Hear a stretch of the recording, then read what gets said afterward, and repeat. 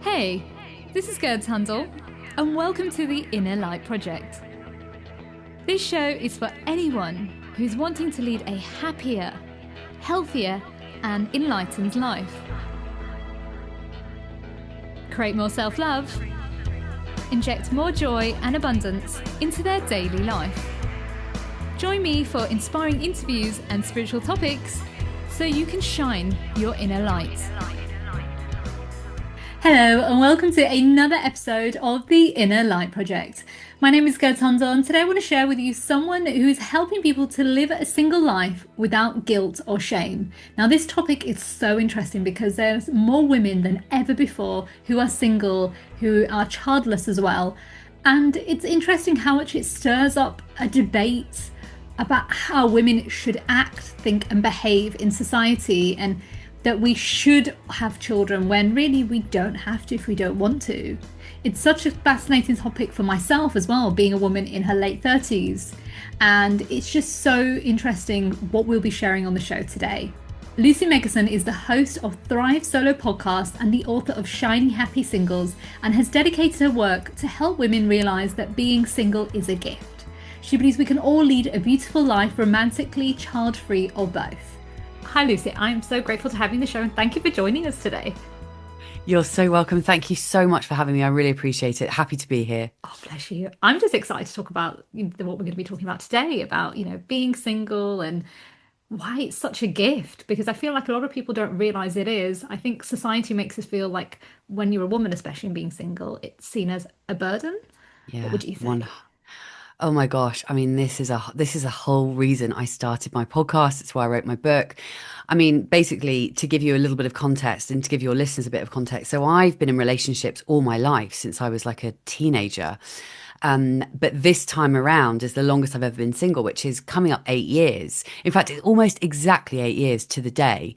But basically, one of the things that I feel so passionately about is it's not about trying to send a message out that says being single is better than being in a relationship. But what I want to get across is the fact that it is equally good. Like whatever life path you're on has challenges. So if you're in a relationship, there are challenges. If you're single, there are challenges. If you're in a relationship, there are joys. And if you're single, there are also joys. It's just the challenges and the joys, the upsides and the downsides are very different for both of those paths, but neither one is better or worse. So that's one of the things that I talk about so much. And also, the crazy thing is, the thing that kind of blows my mind on a daily basis is the fact that what we do is with relationships, we sort of shine a spotlight on all of the wonderful things, but we completely disregard the challenges and the difficulties, and we don't talk about that in society. Whereas when it comes to single life, we shine a spotlight on the challenges, but we don't talk about all the wonderful benefits. And the thing that blows my mind is that there are so many fabulous benefits of being single that nobody talks about. And I'm like, guys, why are you not talking? Why are we not talking about, freedom and opportunity and peace and lack of compromise? These are not small things that that single life affords us. So yeah, I mean, I feel passionate about it. I could talk about this topic until the cows come home. Honestly, I love it because it's so true. Like I've been single for a long time, a while back, and I learned a lot about myself on that journey of being single. I remember a lot of friends were getting married in the early 20s, mid 20s, and there was me just like being single. But it taught me who I was becoming on the journey. And if I was with somebody at that time, I wouldn't be who I am right now. Yeah. I wouldn't have those skills that I have right now. And I needed that time to reflect. What do I desire? What do I want? Where do I want to head? Who do I want to become in the world? Yeah. 100%. This is such a big one. I'm so glad you brought this up because one of the things I talk about a lot on the podcast is what an opportunity being single actually is, not least because it allows you to really go inwards. And as you say, work out what it is that you want from your life. And I will always argue that actually the most important relationship that we will ever have is the one that we have with ourselves. So when we start there, we then enter any subsequent relationships from a place of strength rather than a place of sort of desperation or weakness and all of that. So, oh my God, I think this is just it one of the amazing things about having time as a single woman is that you get to do that work on yourself. And when I say do the work on yourself, I don't mean, working to sort of make yourself better for a relationship. I don't mean that at all. I just mean doing that in a work that essentially enables you to live a better, more meaningful, more joyful life. And that's one of the things that I've loved so much about the last 8 years of being single, is that it's allowed me to have time to really focus on the relationship that I have with myself. And as a result, I've been able to work out what it is that I want from my life for me. And I think whether or not you want a relationship or not, you should go into a relationship being clear on what it is that you want from your own life, not just me and this person, me and that person. Do you know what I mean? Oh, 100%. And I think as women, especially as young girls, we were always trained, I would say, to think about everybody else, their needs, put them first, forget ourselves. So a lot of us, like, we're chasing these goals and these dreams, but again, people pleasing to get there. But then we don't know what we want from life. And then we have like a midlife crisis, and you might be in a relationship, then you feel like you don't know who you are. But when have you actually had that time to have an education, not even education, what's the word? Connection with yourself, an Yeah. understanding of yourself. Like when we peel off those layers, then we discover who we truly are. Like Yeah. you get rid of the emotional, the spiritual, the financial, every aspect of your life. You need to kind of look at like, who am I? What do I want? And the reason I'm talking about this is because I've done 13 years of inner work on myself. So having done those layers and with clients and seeing, I see a lot of patterns. A lot of women don't have knowledge of self, Yeah. It's which is so true. so important to have that me time to understand what you want, because you might end up in a Yeah. relationship, and that's not a bad thing, but are you losing yourself, or are you enhancing yourself in that situation, and in that relationship are you bettering yourself? I Yeah. think a lot of people don't realize that. No, I completely hear you 100% on this because, like you use the word people pleaser, and so often as women, we have been conditioned to think that our main job in life is to be a people pleaser.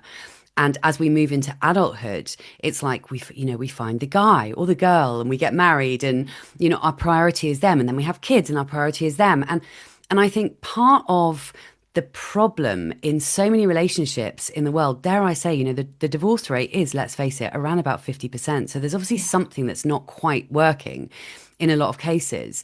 And I think it's partly because women, or some women, will tend to find themselves in a relationship that perhaps isn't right for them because they didn't think to necessarily question it, because of the incredibly strong messaging that single women and women in general get from society, which is, you must do this in order to succeed. This is what a life looks like. A successful life looks like you get the guy, you get married, you get the house, you have kids. That is success in the eyes of society. And still, even in 2025, even though the narrative, I think, is very, very slowly starting to shift, I think really that narrative is still very much there. It's ingrained in our psyches, it's ingrained in our subconscious.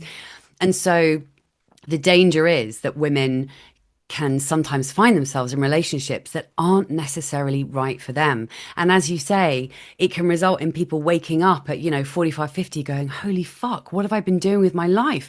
Who am I? And also, I think when it comes to kids as well, and don't get me wrong, like, I love kids. My sister has 4 kids. My brother has a kid. I love them. But I think so often for women, they throw themselves into child rearing. And what can sometimes happen is that when those kids then up and leave the nest, fly the nest, sometimes when women end up going, oh my gosh, who am I and what do I want from my life? And they can sometimes feel bereft when their kids leave home because they're not sure who they are and where they're going and what their focus and their purpose is beyond kids. So again, I always encourage people to, whether or not you're in a relationship, you have to do that work on yourself, because aside from anything else, I think we have to be able to cultivate our own feelings of happiness and joy within ourselves. If we are outsourcing our happiness to people outside of ourselves, it doesn't work. And that's not to say that we can't. Of course, we can get happiness from relationships and, romantic relationships, friendships, children. Of course, we can. But ultimately, external relationships cannot sustain someone who is not sustainable within themselves. So it's another reason why building that relationship with yourself and really working on that is going to serve us down the line, because let's face it, none of us know what is going to happen in the future. We might get divorced. Our kids might move to Australia. So we have to be able to be okay in and of ourselves. I really think this is just so hugely important. It's perhaps something that isn't talked about enough, dare I say. Oh, 100%. And something that you said was about women living through their children. I see a lot of women doing that. And then they've spent their whole lives living through their children. So they don't have knowledge of self. And that's where they get confused. Like, who am I? What's my identity? Is my relationship working? It's just that you've never really sat with yourself to Yeah. understood, what is your trauma? Why do you feel this way? Why do you feel the sense of abandonment? Yeah. Where does this pattern stem from? Is it from mum? Is it dad? Is it from both families? Like, what is it that you desire from life? And I think a lot of women growing up, what we saw, like as role models, ran for like the whole independent woman, but then suddenly got into relationships and had marriage and kids and then had a bit of an identity crisis. I don't Yeah. know if I'm making sense here, but like then they kind of had to refine themselves again. Yeah. And so what I've realized is that we need to have knowledge of self. So then Yeah. we're not in those situations where we feel like we've lost ourselves. Yeah, absolutely. And I mean, it's an ongoing thing, isn't it? This work. It is just, I mean, I am constantly a work in progress. And even though I've been, I talk about my spiritual awakening that happened around about 5 years ago. I talk about it. Well, some people I'll say spiritual awakening to. It depends on my audience. But sometimes I'll say that, and sometimes I'll say, I just kind of woke up. But I know that I can say spiritual awakening on this podcast, and you completely know where I'm coming from. And that happened for me about 5 or so years ago. But what I will say is that it really is something it's just an ongoing process. Like we are constantly evolving and changing and shifting.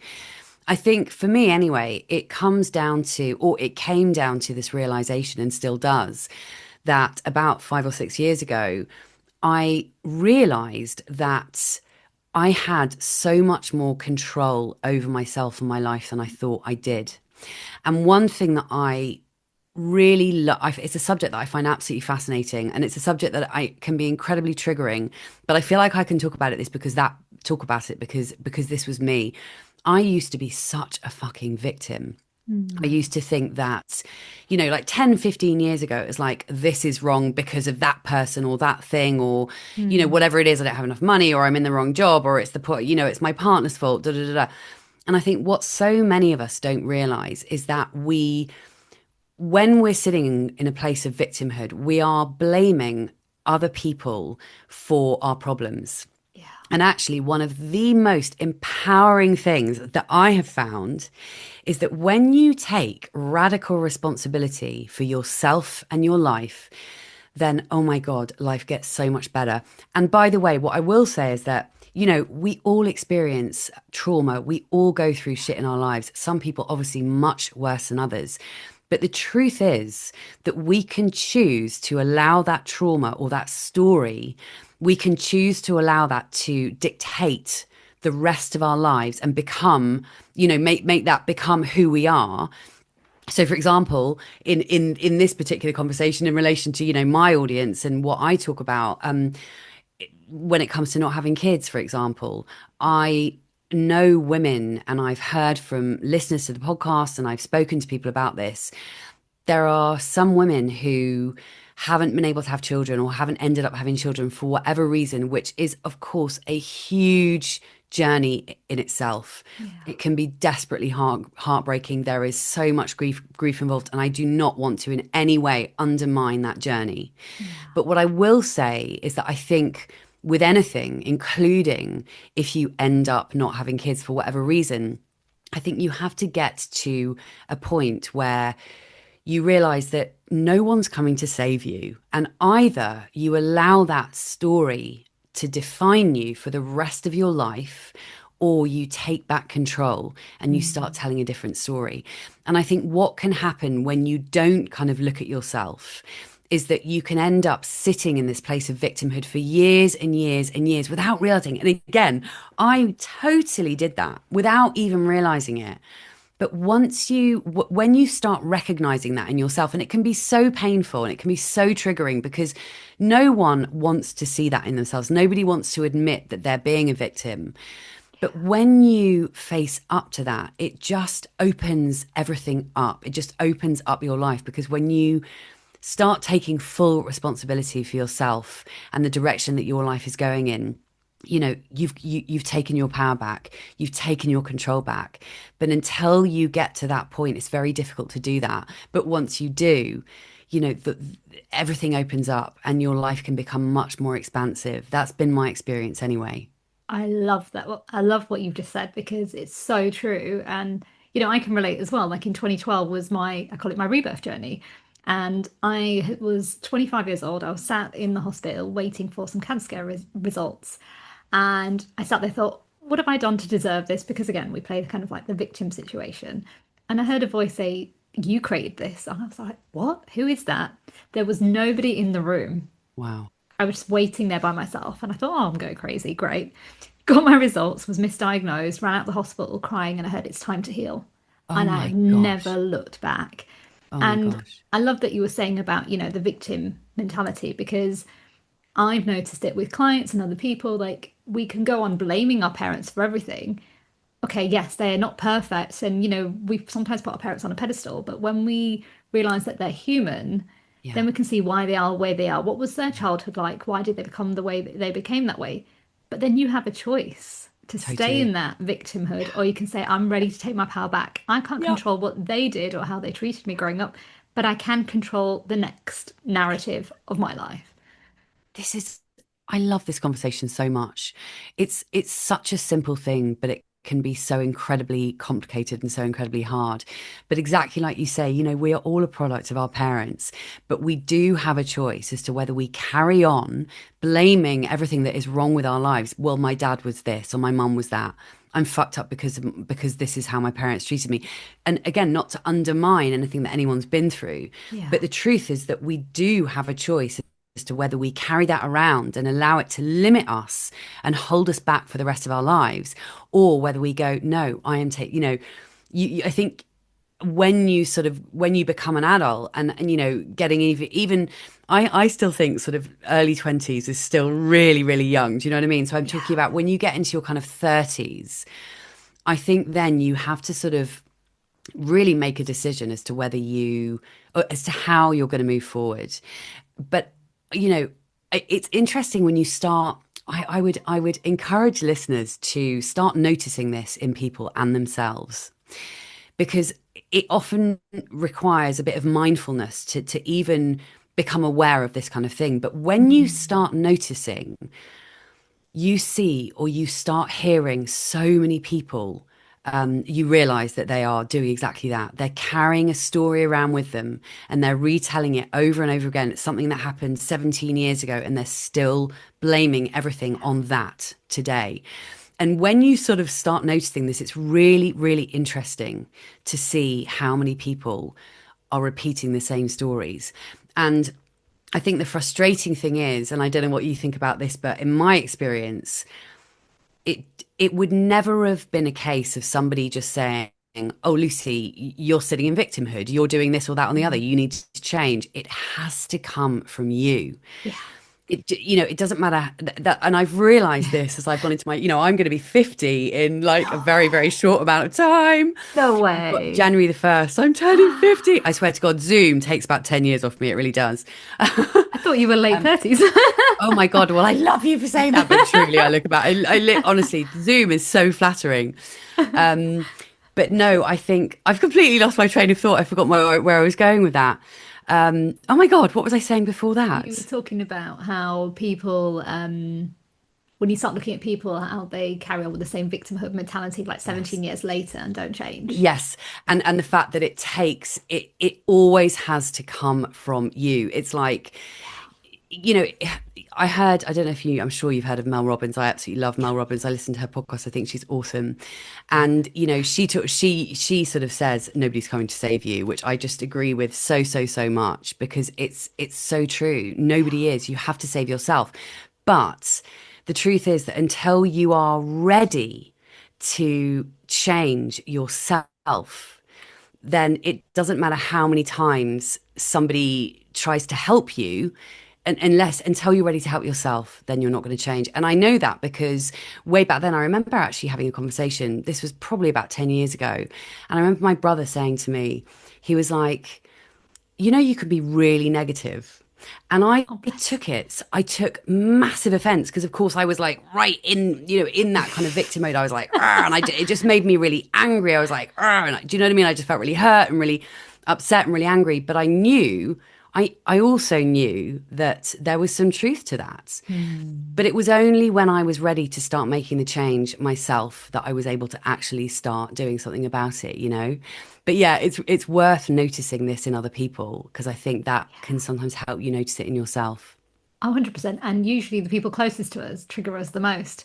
So Totally. for your brother saying that, that's like, how dare he? Because he kind of knows those insecurities and those feelings. And we Yeah. usually, yeah, 100% triggered by family the most. And what I was going Yeah. to say is all of us are here to be the generational shift patterners in our Yes. family. So that's why there is such a rise of people healing now than ever before. So even if you've gone through the most horrific thing in your life, your family has, it's generational, we're ready to, it's a time to heal that now. Yeah. I've heard a lot of clients go through, you can't even imagine some of the things that I've heard, they're like horrific things, but they've healed because they know that if they don't it's not about letting it go, but it's more about the forgiveness. If they don't forgive that situation, they're holding themselves back for the future of who Yes. they can become. And when they let go, they just become their happiest, their healthiest, their Yeah. joyful side. And I can relate as well. I had a health condition back in 2015. I didn't know I had a kidney defect until 2017. And I went through this whole journey of doing the inner work in 2012, then hitting in my 30s. I'm 38 now. So I'm close to my 40s now. And, I remember being in this victimhood again. I thought, oh, well, I've cleared it. How have I ended up in this situation? Because suddenly my health went down. I was at this amazing stage in my career. Everything was going well. Suddenly everything went downhill and I had to rebuild again. And I Yeah. had to let go of the deepest fears, the worries, the emotions that I had that were hidden that I didn't even know were there, and release that victimhood of about the health story because there was a lot of health issues in my family growing up. So it was Right. like, why me? What have I done again to deserve this? And then I found a solution, I found a way, and I healed it and overcame it. But I know that everything that I went through was my blessing to become the Yeah. person I was becoming in my 30s. But at that time, it was the worst thing of my life. I couldn't understand why. But it helped me to notice, like you said, who are the positives, who are the negatives, who do I want in my life, who do I want to become moving forward. Yeah. So much amazing medicine through it at that time. But even at that time, I was living crazily, living off 3 hours sleep. Don't Wow. ask me why, Lucy. I was just like building everything up crazily. That was a blessing for me because I wouldn't be here right now. Yeah. Gosh, I mean, this is making me think that it's one thing that I try and say to myself. This is getting a bit woo now, but I have started to, well, since I've been on this journey for the last sort of 5 or 6 years, I believe that everything is working in my favor. I believe that the universe is working in my favor, in all of our favor. And it might sound crazy to some people, but when you choose to live your life from that place, when you choose to think, well, whatever is happening right now, number one, what can I learn from this? And so often, like in your case, when you look back, you're like, oh, that's why that happened. And I just think it's a much nicer way to live when rather than resisting what is, to say, everything is working in my favor, everything is working out for me. This is happening for a reason, and what can I learn from this? I think just that shift in mindset. I mean, God, I am obsessed with mindset, right? This is something I talk about. Like, I'm more obsessed with mindset and, cultivating a more positive and empowering mindset. I'm almost more obsessed with that than I am about this message for single child-free women, because I think whether you're single or not, mindset really is everything. Mm. It really truly is how you think about the world, how the lens through which you are looking at the world makes a huge, huge difference to your experience of the world. It's like Wayne Dyer said, when you change the way you look at things, the things you look at change. And this is something that I have learned on this spiritual journey that I've been on, it's all about the way that we are choosing. And I emphasize the word choose because it is a choice. And again, this is something that I didn't have 10, 15 years ago.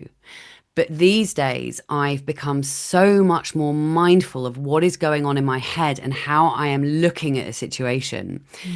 And I think it's so important. Like, I really believe that one of the keys to living your best possible life is to shift into a more positive mindset. And I'm not saying it's as simple as just mindset. Like, I know a lot of this stuff lives in our body, and sometimes, we want to use somatic practices and all of that as well.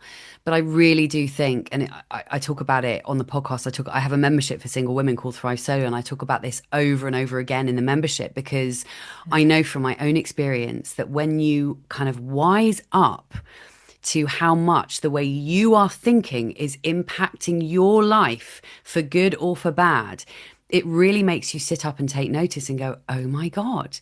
Mm. And going back to the inner work, this is one of the main things that I call inner work is working on what the fuck is going on in your mind. Excuse my French for the 15th time.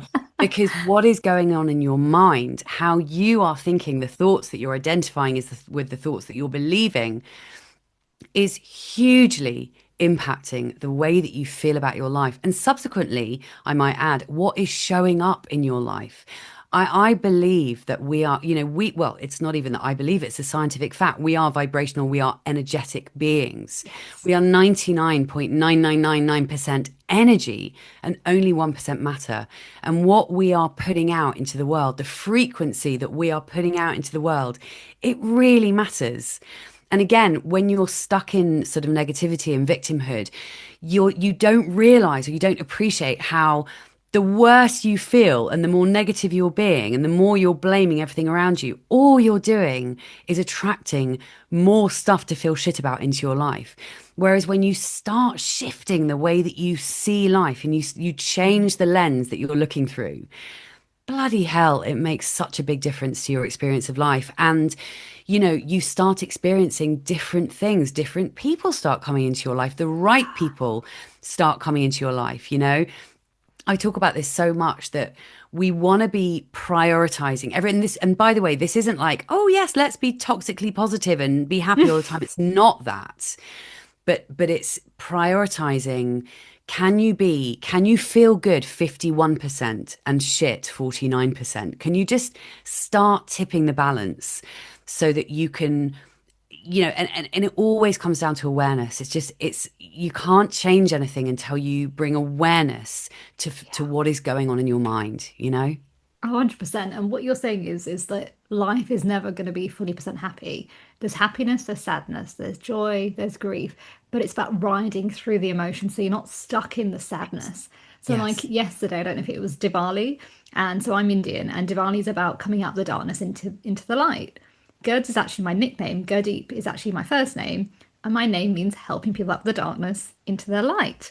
Lamp of Oh, the teacher, lamp of the guru. oh So my wow. whole life has been going through dark cycles, coming out, back into the light, darkness, light, and learning and reflecting.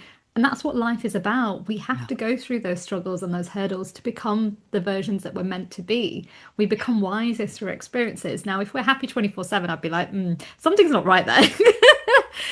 Right? But then if we're stuck in sadness as well, equally something's not right there. But we Yeah. have a choice. That's what you're trying to say, is that we always have a Yeah. choice. We can sit there, feel sorry for ourselves for a little bit, but we've got to get back up on the ladder and Yeah. start again. But if we Yeah. stay in that darkness, that vibration that we're sending out to the world and to people around us is going to drain them too.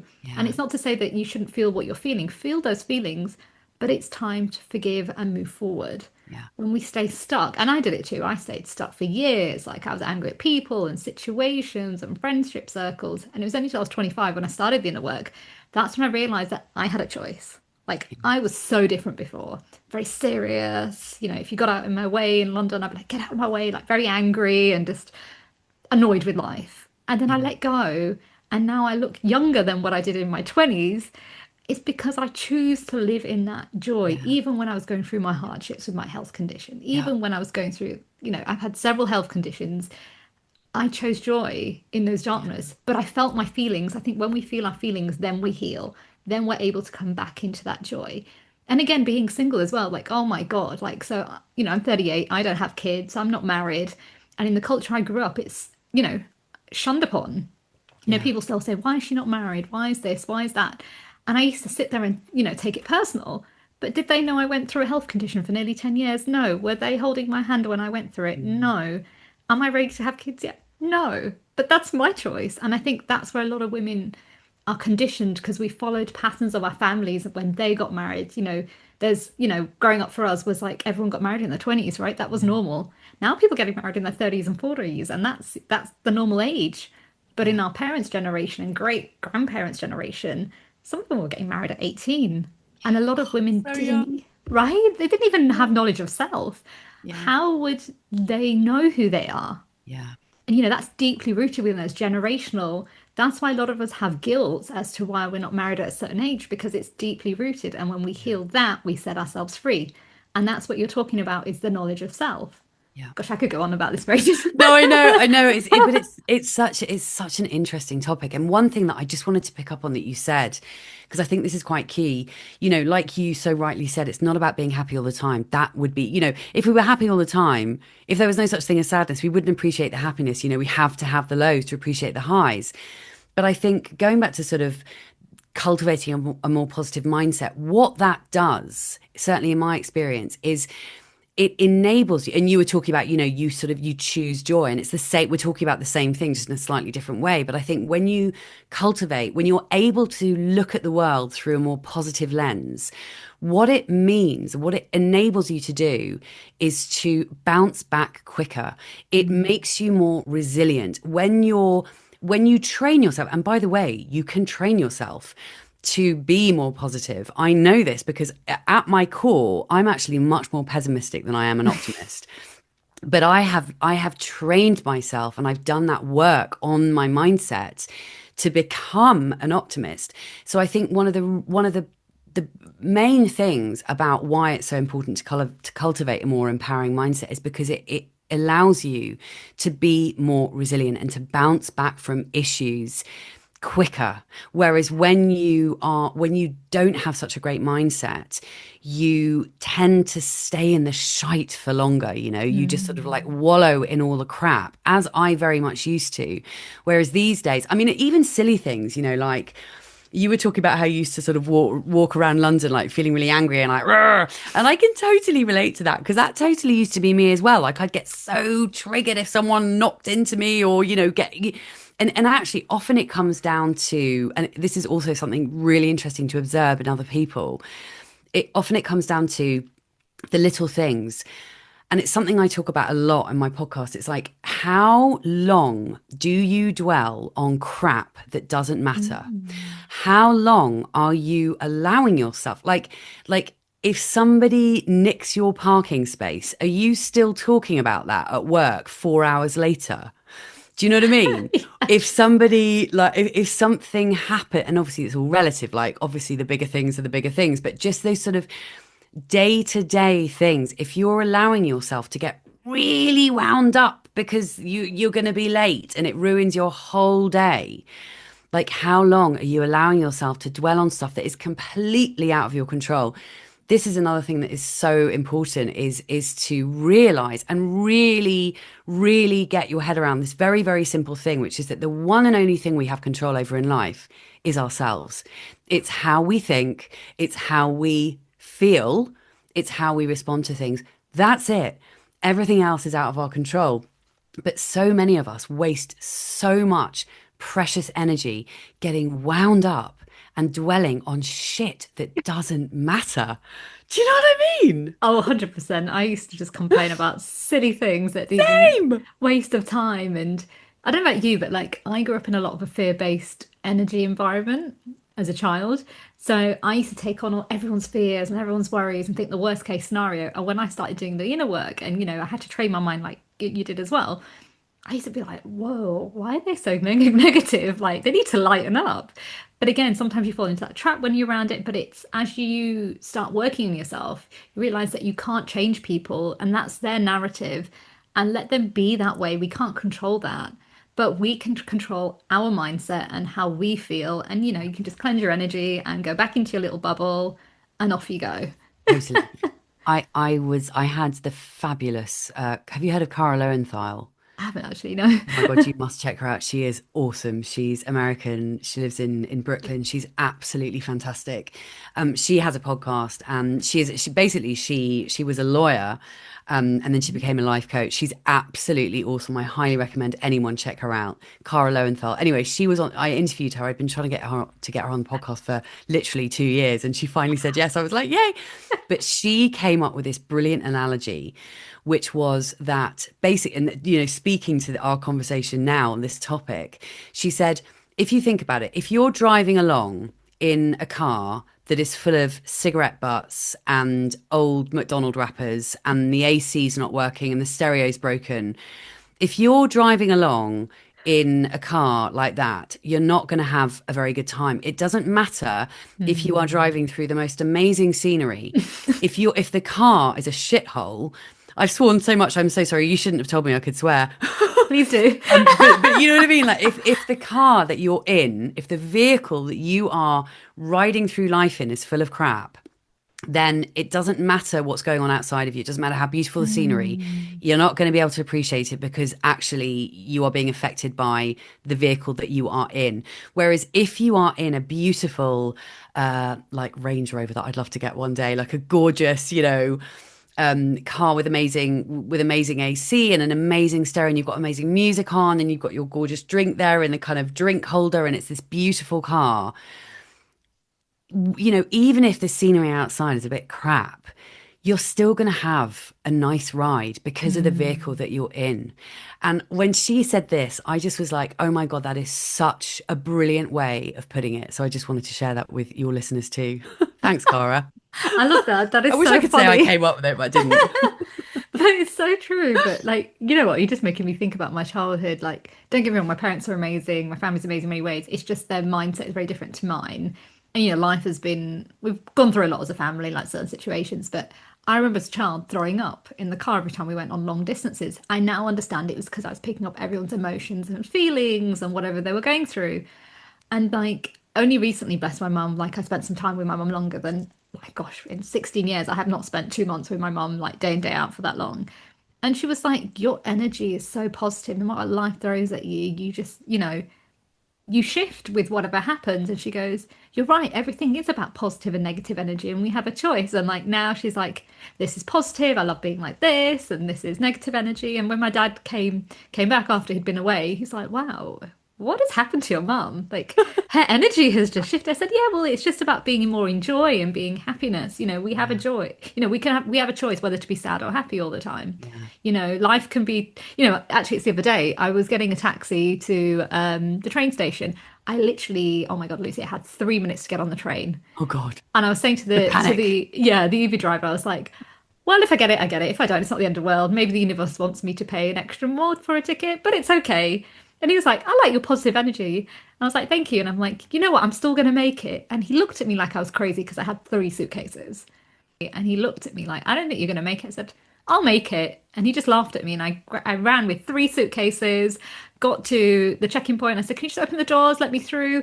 I got to got to the train. I said, can you just help me? Chuck my suitcases and the door shut.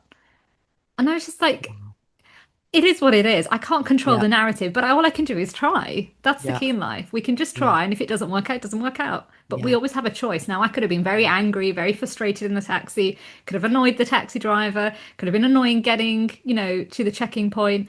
But if I was, then where would the help be? Yeah. What's that going to achieve? Totally. You mentioned the word choice, and I remember, I don't remember the exact time, but I remember hearing years and years ago, the first time I either read or heard somebody say, happiness is a choice. And I was like, yeah, what a load of rubbish. And of course now I realize that it's the goddamn truth. There's a reason why that is a quote that you read on a card, or because like so many quote cliches, there is truth in them, and it is so damn true that happiness is a choice. um yeah, so it's really worth kind of looking more into that and really asking yourself, well, am I choosing happiness? It's a Mm. choice we have to make every day, because we all have all of us are going to go through crap in our lives, there's no question. Yeah. I was just going to say one more thing. Just reminded me, like even when I was having my operation for my kidney, I could have been worrying and stressing, and people were around me, but I chose not to. I was very happy. I was present in the moment. I had a little mini crystal, asked if they could just tape it to my pillow. They taped it. Oh, I sent positive energies to everybody, the surgeons, the machines, and I woke up really happy, and everything was fine. Again, I had a choice to be in fear or in joy in that right, situation. I was right. so grateful that I was getting a new life again. And actually, funny enough, when I woke up, the podcast name changed because before it used to be Get Inspired with Gurds. And I woke up and heard Inner Light. We all have an inner light. So that's where the birth of the Inner Light project came from. It's a great name, I love it. Thank you. Okay, so I have a few more questions left to ask you. Okay. Uh, why do you think women are afraid of being single?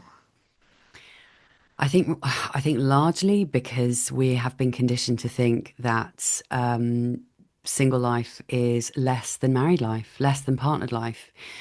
And like I said earlier, even though the narrative is starting to very, very, very slowly shift, or maybe it's the lens through which I look at life, maybe because I have so many conversations about this and, all the rest of it, I'm kind of in that world.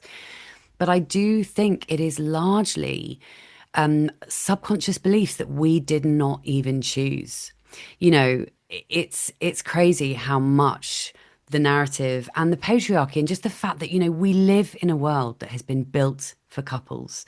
It's woven through the fabric of society. It's in so many different, health insurance, like if you have a part, Oh my God. all so many things, like there are so many messages constantly telling us that to be in a couple is a superior way of life than to be single. And so I really think this is where it largely comes from. And in fact, I was talking about this in my membership quite recently. If, like, let's say that single, let's pretend for a minute that being single was as acceptable and as quote normal, if it genuinely was seen to be as just as normal as being in a relationship, I wonder how much less single women would suffer, you know? Hmm. And ultimately, one thing I talk about is the fact that singlehood is neutral. It is the meaning that we attach to it that is the problem. I recently did a webinar actually, which I called Being Single Isn't the Problem, because being single isn't the problem. It's the me. And again, there are probably people rolling their eyes like, wow, perhaps there are some listeners going, but yeah, but it is, in my life, it is. I'm single. And I know that the reason I'm unhappy is because I'm single. And I still would say being single isn't the problem. Hmm. It's the meaning that we attach to what being single means. So I really do think that the patriarchy, society, the narrative, all of this has massively impacted and continues to impact the way that single women feel. So actually, it takes again, it's a decision to take back control. We literally have to change those narratives because, you'll know this, like only 5% of our mind is our conscious thinking mind. 95% of it is of us is our subconscious. So our subconscious beliefs are literally running the show of our lives.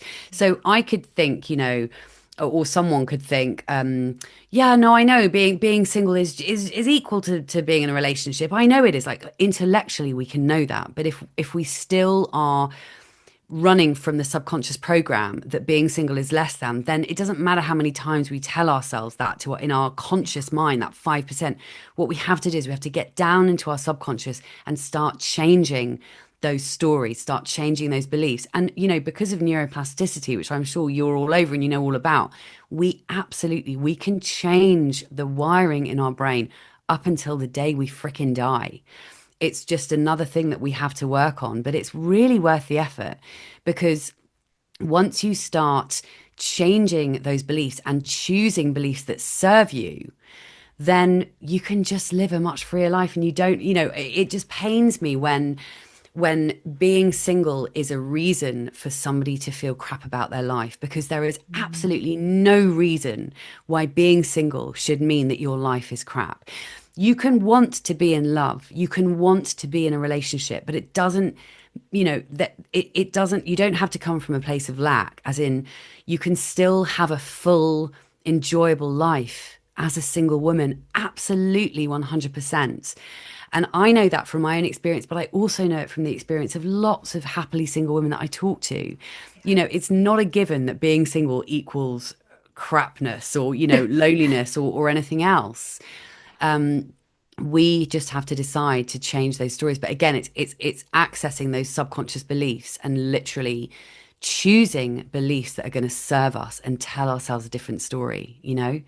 Yeah, I love that because one thing I've learned on my journey is when I was single, like I shifted my vibration, my frequency energy. And the more work I did, the more I attracted better people. So even if you do want to be in a relationship, when you have that time to work on yourself, your vibration just changes and what you do want in your life. And a lot of women think, why can I not attract this kind of guy? Why is that happening? A lot of the time it's our own inner beliefs that we need to shift and work on. And when we do the inner work and we work on ourselves during our singlehood, we actually vibrate to a frequency that we can attract what we do want moving forward. Totally.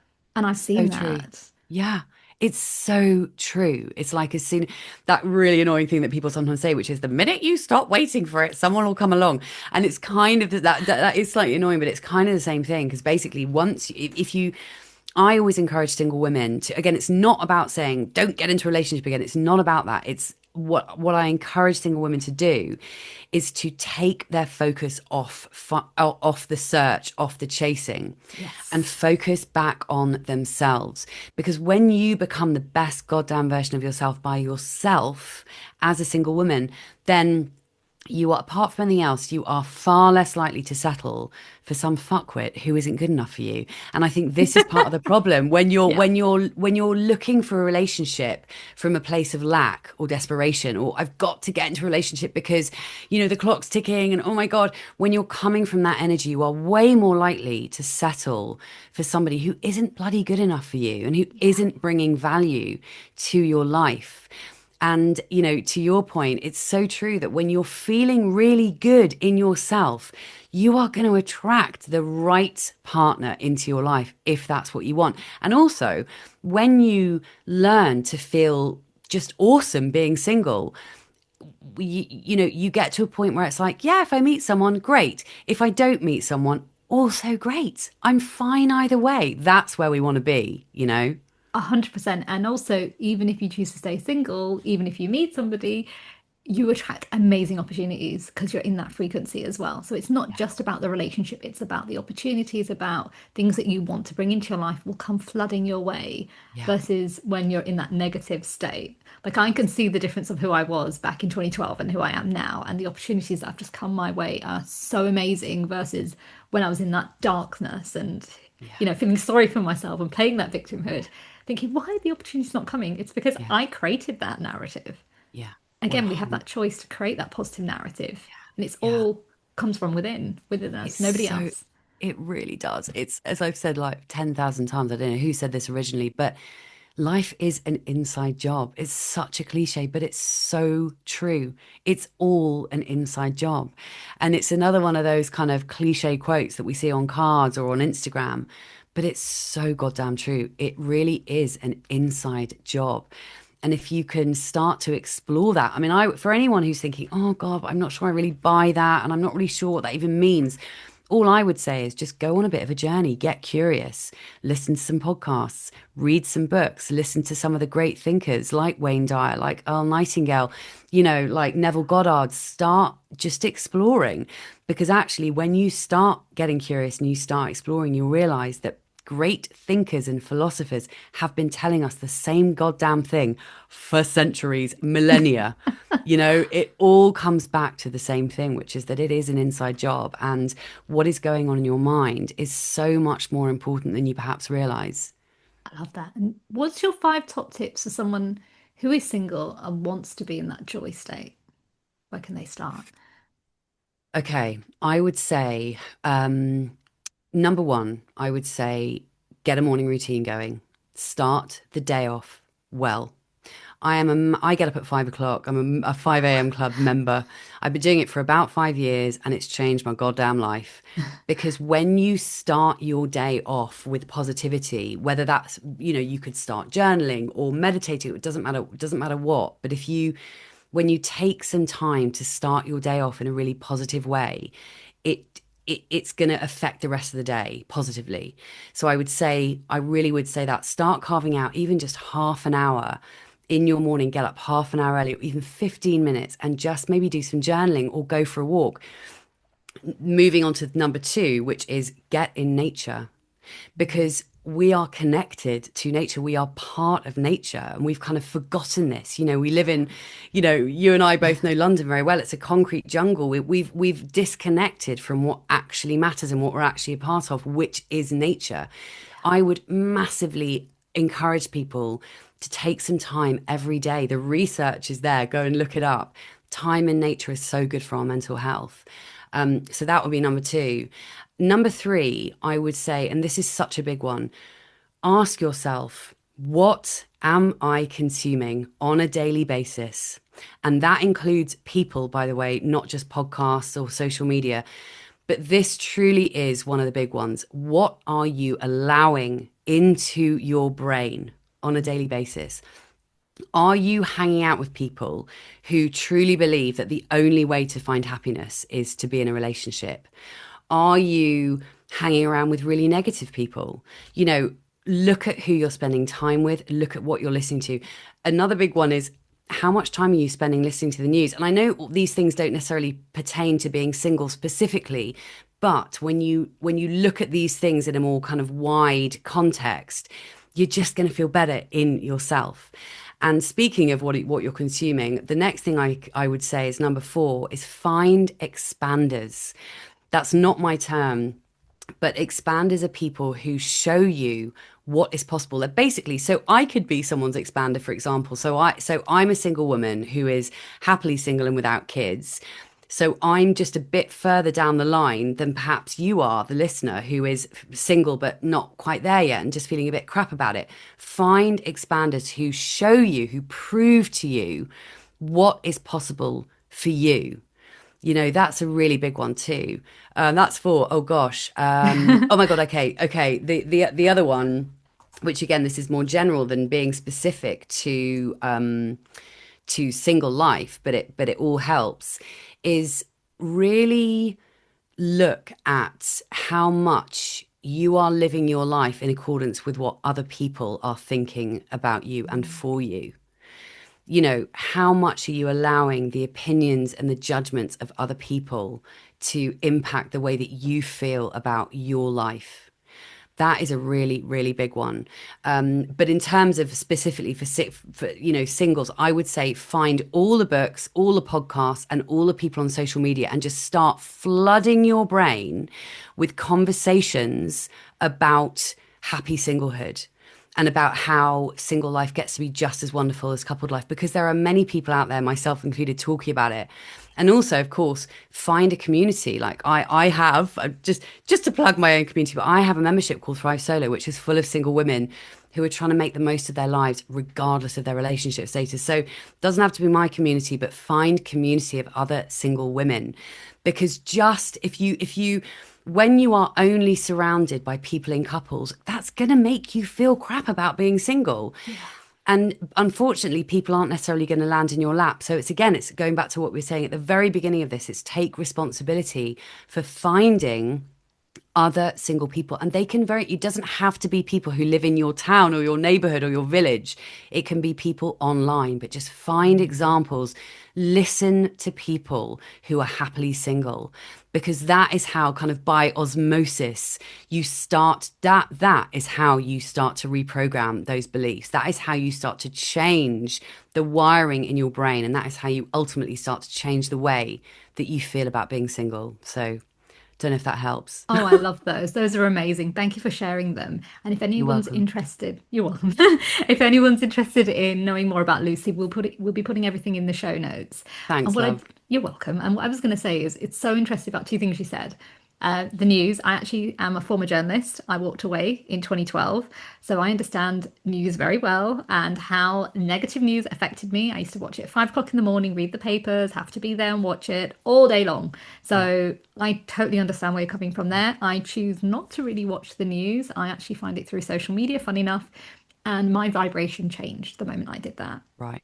It's You a know, and big one. It's a I big trained, one. yeah, and I trained my whole life to be a journalist, not realizing how negative it was until I was in the industry and going, oh my God, why do I feel sad? Why am I drinking? Was because I was consuming so much negativity on a daily basis.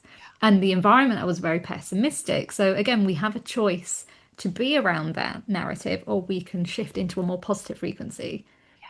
And then the second thing that you said was about finding single people. I think that's amazing because, oh my God, the amount of people that I knew, like in my early stages, who were married and judging me when I was on my journey, really did kind of make me feel like I wasn't worthy enough. And then when I did the deepest work, I realized that actually, no, being single in that moment is a gift because I'm learning about myself. And there's certain things that they don't see that I have the joy of becoming in a new vibration. So again, I slowly started to shift away from certain people like that because Mm. who are other people to judge our journey? You know, the universe, God gave us our journey for a reason. Sometimes our journey in meeting somebody is later down the line, or sometimes the universe says, in this lifetime, it's about choosing yourself. And Yeah. that's Yeah. okay. There's no Yeah. shame in that. Totally. And also, I think we sometimes feel with friends that, well, in fact, the question I was going to ask is ask yourselves the question of how does this person make me feel? Mm. Because that is all you need to know. But what happens is I think we forget actually, friendships are fluid. Friendships don't have to last forever. I've had many friends over the years, some of whom I'm still in touch with, some of whom were in my life for 2 years, some of whom were in my life for 6 months.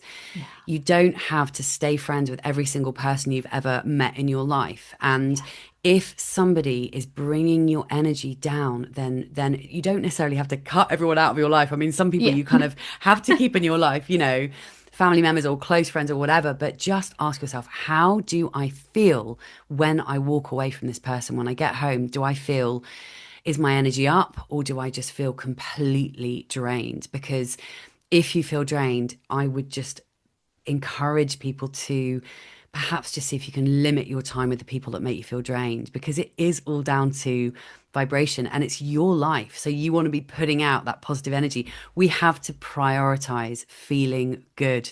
We have to prioritize joy. 100%. And, you know, that's the same. Like what you were saying is like, I've got friends who are married and have kids, but they are so happy and they're positive and they don't try to judge my journey. But the ones that did, those are the ones that I kind of just went, Yeah. bye. Yeah. And, you know, I let them in again and it was the same response. So I realized over time, and I think sometimes it can take maybe not just one time, but maybe second or third time to realize, like you said, who's bringing in joy and who's depleting my joy. Yeah. Completely. I've got two more questions. What are you most grateful for? And what shines your inner light? Do you know what I'm most grateful for? The first thing that comes into my head, my cat. I'm gonna Oh, play into the crazy cat lady narrative, but I am grateful for that little guy every freaking day. It's called Johnny, and I love Johnny. him so much. I can't even Oh, take it. He's 3 and a bit. I've had him since he was 12 weeks. And honestly, I mean, Christ, if you have been thinking about getting a pet and you want more joy in your life, that right there. Honestly, I look at this little guy every single day and I just think, oh my God, I am so grateful for you. So yeah, I mean, I'm grateful for lots of things, but the first person, pet that comes into my mind is Johnny. So yes.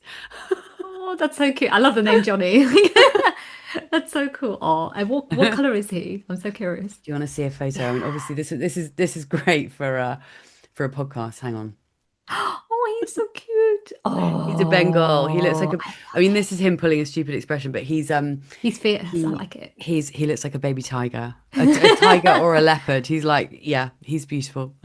He's all about empowerment. I can feel it. It's He like the is, empowerment honestly. energy. He's got the Yeah. best vibe. He really does. Oh, oh bless him. Ooh. and what shines your inner light? What shines my inner light? Gosh, I mean, lots of things, lots of things. But I'm going to say, actually, spending time, I mentioned this earlier, spending time in nature, actually. Um, I just find that going for a walk by the sea, when I'm in London, going for a walk by the river, that is kind of like my therapy. And it really, there aren't many things that a walk in nature won't make a little bit better. So that really is one of the things that definitely shines my light for sure. But there are lots, there are lots. I mean, I'm a big fan of podcasts, actually. I listen to a lot of podcasts, and I get so much energy and so much joy from listening to really interesting conversations. And I'll tell you what else shines my light. Sorry, I'm on three things. But the conversations that I have for Thrive Solo for my podcast, those kind of conversations, much like this conversation, it's conversations like this, like you and I have just had, where they're completely authentic. You are just, it's coming from your soul. That lights me up. This kind of conversation lights me up. It really does. So yeah, there's three. Beautiful. I love that. I absolutely love that. Thank you Oh, so much, Lucy, for just being yourself, sharing your story, and helping so many women to embrace being single with so much joy and happiness and love in their life. Thank you for being oh, you as well. you're so welcome. Thank you for being you. And thank you so, so much for having me on. I really appreciated it. Oh, you're welcome. I absolutely enjoyed this conversation today because it's so interesting how society sees women who are single and how we are judged for being that when really it's a gift and it's a choice that our female ancestors never had before. And here we are, this new generation, making choices about how we liberate our mind, how do we liberate our soul. We have a choice in how we get to live, lead, and love in our life. And that is such a beautiful gift.